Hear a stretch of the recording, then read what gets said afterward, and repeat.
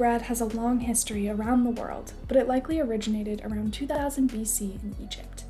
The Egyptians learned that by leaving out a mix of flour and water to sit and ferment, they could create soft, light breads with high acidity. They, along with Northern Europe around the same time, had discovered the leavening of bread. Sourdough, though it wasn't called by that name until much later, remained relatively unchanged throughout the Middle Ages. Bread making remained a domestic activity, especially in rural areas, though bakers did begin to emerge in the cities. We can track the shift away from sourdough to just before and at the very beginning of the Industrial Revolution in Europe. In the 1600s, the French rediscovered brewer's yeast in bread making. There were initially concerns about the health effects of this yeast, but ultimately brewer's yeast was used in combination with sourdough techniques going forward. In the 1800s, an Austrian baker discovered a technique to make bread without any sourdough at all. This was a welcome alternative, as the shelf life of these loaves was longer than that of sourdough bread, and bakers were able to free themselves from the demanding schedule of keeping several sourdough starters alive and active. With Industrial Revolution technologies, like the steel rollers used to refine flour, bread became much easier to make on a large scale, and buying bread outside the home became more and more common for both urban and rural communities. The final blows to sourdough bread making came from two key sources: changing ideas surrounding health and nutrition, and World War I.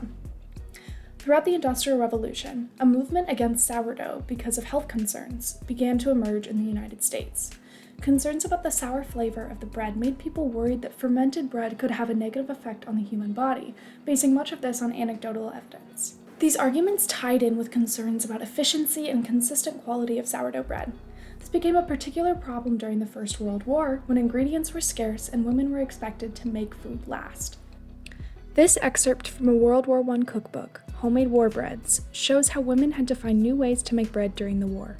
It offers tons of options for substitutes in bread, with no mention of sourdough. Conditions in the war created new priorities for everyone, and homemade sourdough bread was no longer plausible. Through my experiences making a sourdough starter and trying recipes by myself these past few weeks, I can definitely understand these concerns about quality and efficiency. Making my starter was a lot harder than I anticipated. Here it was on day 1, and it took me 11 days to get to a fully ready starter.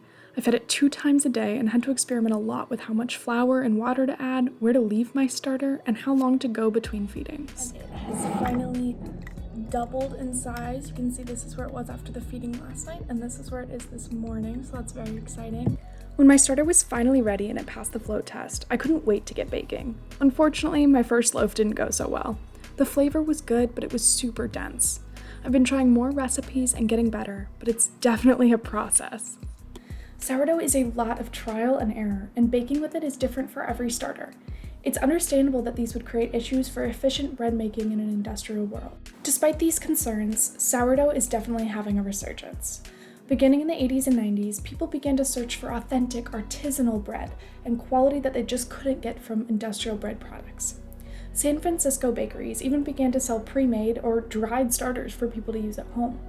So we actually ended up ordering a sourdough starter online from, I want to say, San Francisco Sourdough Company, and that got sent to us, and that was really easy to do. We just had to make sure we're staying on top of it every day and feeding it as we were supposed to. Additionally, sourdough has been recently described as being more nutritious and easier to digest for people with gluten sensitivities or allergies.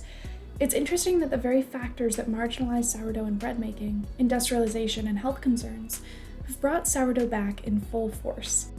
The COVID-19 pandemic contributed to this fascinating surge of eager sourdough makers. With the shortages of yeast at the beginning of the pandemic and a huge amount of free time, the pandemic created an opportunity for people to experiment with sourdough. Considering how time-consuming the process can be, sourdough making was a great option for people stuck at home looking for new ways to connect with their families and with themselves.